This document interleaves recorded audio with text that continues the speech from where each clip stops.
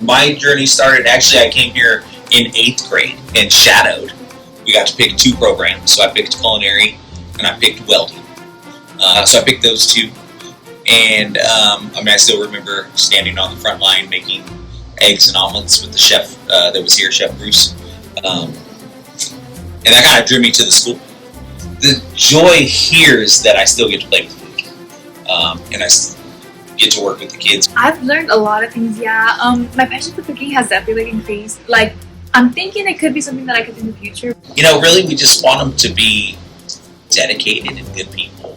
It's not all about cooking. I don't expect everybody that comes through this class to want to be a chef, to want to own a restaurant, to be even in the hospitality industry. But it's a real world experience here. It's a life skill. We have deadlines and all. We just want them to show up and put in the hard work.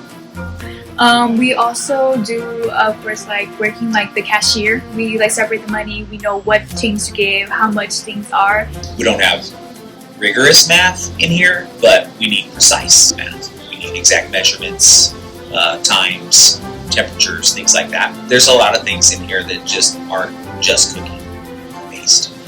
They do a whole safety and sanitation course on personal hygiene and etiquette. We're a licensed restaurant still. So the health inspector comes in here twice a year to check and make sure that everything is running the way it's supposed to.